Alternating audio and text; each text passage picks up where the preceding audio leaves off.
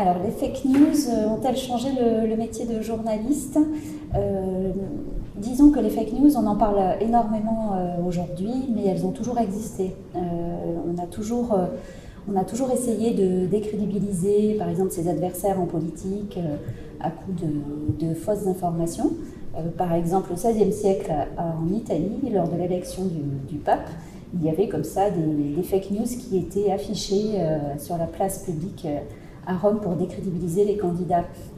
Donc en fait, les fake news, elles ont toujours existé. Ce qui change aujourd'hui depuis quelques années, effectivement, c'est leur diffusion, leur massification quelque part. On a, à cause peut-être des réseaux sociaux, de la puissance en fait des réseaux sociaux, les fake news se diffusent beaucoup plus aisément et se partagent et se répandent plus facilement.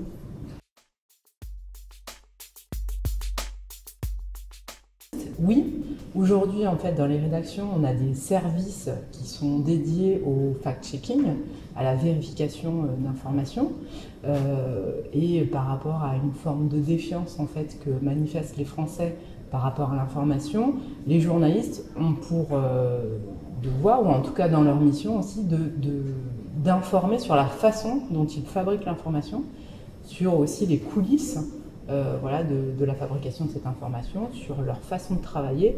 Et donc c'est vrai que c'est rentré aujourd'hui dans les devoirs du journaliste actuellement, voilà, d'aller sur le terrain à la rencontre des publics, que ce soit des publics enfants, adolescents, adultes, pour expliquer aujourd'hui comment on traite l'information, comment on la fabrique. Comment on la traite, l'information, et aussi arriver à bien faire comprendre en fait comment cette information-là, elle est différente. Elle est différente des contenus qu'on peut trouver sur les réseaux sociaux, par exemple. Donc ça, c'est vraiment un travail de pédagogie que doivent faire aussi aujourd'hui les journalistes, d'arriver à bien expliquer en fait la spécificité même de l'information voilà, qui a été diffusée par des journalistes. Voilà, et c'est vrai que c'est important, avec notamment le public adolescent, d'arriver à faire ce tri aussi, se dire qu'est-ce que c'est qu'un média traditionnel, qu'est-ce que c'est qu'un grand média. Il peut avoir une version papier, il peut avoir une version internet aussi, il peut être sur appli. Qu'est-ce que c'est qu'est-ce que c'est qu'une appli, qu'est-ce qu'on y trouve, et ce travail en fait d'analyse de l'information, de la source, est super important justement pour sa bonne réception. Et pour être en éveil, pour mettre ces petites antennes aussi par rapport à la circulation des fausses nouvelles, quoi, des fausses informations, qui ont toujours existé, comme le disait Sandra.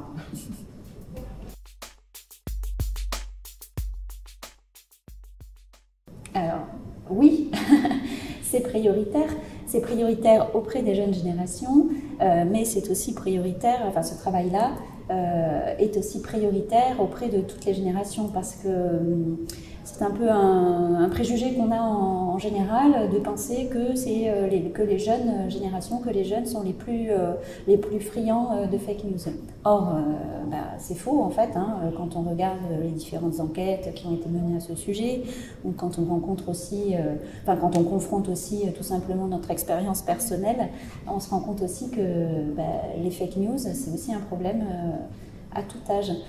Et aussi auprès de publics qui ne maîtrisent pas le numérique et qui ne maîtrisent pas les réseaux sociaux.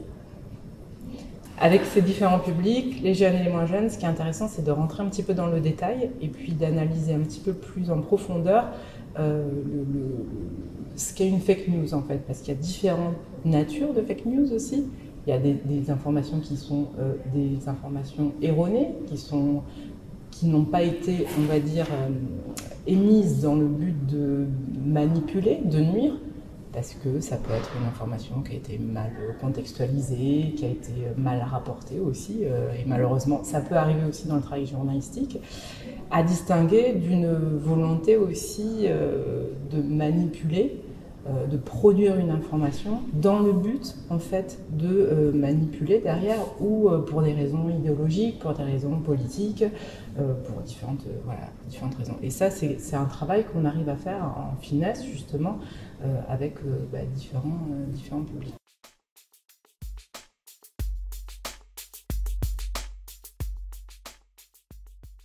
dans le projet Décryptons le vrai du faux, comme un peu toutes les actions, les projets que l'on peut mener autour des fake news, on commence toujours par revenir à la base. C'est-à-dire, ok, on va apprendre à débusquer les fake news, mais pour apprendre à débusquer les fake news, il va falloir d'abord apprendre à reconnaître ce qu'est une information. Et donc, par exemple, ça apprendre à reconnaître ce qu'est une information, ce que ça n'est pas. Ce n'est pas une opinion, ce n'est pas un contenu, ce n'est pas de la publicité, etc. Voilà, c'est vraiment arriver à bien définir ce qu'est l'information, un fait, vérifié, sélectionné, qui a été hiérarchisé, qui a été peut-être éditorialisé, etc. Donc ça, c'est vraiment la base. Et puis, c'est essayer aussi d'amener le public, alors là, c'est un public jeune, à adopter certains réflexes face à un contenu. Toujours arriver à se poser les bonnes questions. Qu'est-ce que l'information? Qui me parle? Et pourquoi est-ce qu'on me parle? Donc, apprendre à reconnaître une source, apprendre à reconnaître l'objectif qu'il peut y avoir derrière un contenu qui est véhiculé.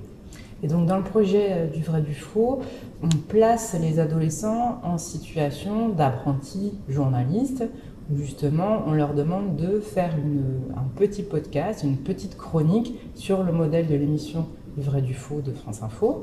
Et donc en les mettant dans cette posture justement de producteurs d'informations, on les amène à se poser les bonnes questions, à identifier un sujet, ensuite à identifier aussi une hiérarchie dans la façon d'amener le sujet, les bons interlocuteurs, les personnes à faire parler, les experts, ensuite la façon de présenter l'information, le format, et ensuite on se pose avec eux la question de la réception, de qui va écouter, qui va entendre. Donc avec cet arsenal de production, on est justement en situation avec les ados de manipuler l'information, mais dans un sens positif et puis dans un sens constructif. Voilà. Et puis là, le mieux, c'est de produire et de faire pour pouvoir expérimenter et bien comprendre.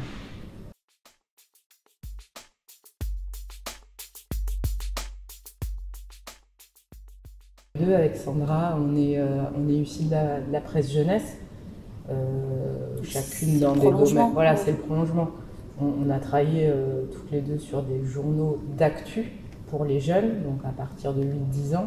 Donc on fait depuis 15-20 ans ce travail de décryptage en fait de l'information, déjà de vulgarisation de l'information des adultes, des grands, pour les enfants. Et donc à travers cette expérience, on a vraiment été confrontés aussi à tout un tas de questionnements autour de comment on fait l'information. On a toujours été habitués à parler à notre public, à expliquer nos métiers. Et donc finalement, l'éducation aux médias, on en parle beaucoup aujourd'hui, mais c'est vrai que ça fait 20 ans qu'on en fait. Bon, ça fait vieille de dire ça, mais ça fait 20 ans qu'on en fait. Et aujourd'hui, c'est vrai qu'il y a une forme d'urgence aussi sur cette question-là, parce que ça va très très vite, quoi. Un contexte où on est dans c'est l'infobésité, il y a énormément d'informations, et puis les ados sont suréquipés en termes de smartphones, donc ils reçoivent beaucoup de choses, via ces canaux-là, et donc forcément, plus il y a d'infos, plus il faut la trier, la hiérarchiser, et puis pour moi ça me paraît essentiel, c'est dans nos missions de journalistes aussi d'accompagner les jeunes qui seront les lecteurs de demain, ou les plus anciens qui sont les lecteurs actuels aussi dans leurs usages des réseaux sociaux. C'est vraiment un prolongement en fait de notre, je le vis comme ça, c'est vraiment un prolongement de notre métier de journaliste jeunesse aussi. Et tout en sachant qu'on n'est pas dans une posture aussi descendante. On essaye aussi, et particulièrement avec les publics adolescents, de partir de leurs pratiques à eux, de leurs usages, de comprendre aussi la façon dont ils utilisent les médias sociaux, pour ensuite, on n'est pas dans une logique de porter une forme de bonne parole, parce que c'est compliqué de travailler comme ça avec eux. Donc c'est vrai que le fait de faire ensemble, ça nous permet petit à petit de les amener à se poser les bonnes questions, et puis à se dire j'ai envie de travailler sur ça, mais est-ce que c'est un intérêt, et pour qui, et pour quel public, et comment, et quelles vont être tes sources, et où est-ce que tu vas aller chercher l'information, et ce site c'est quoi, et alors tu as regardé les mentions légales, et donc en fait de façon très concrète on approche tout un tas de thématiques aussi sur émetteurs, récepteurs et l'info.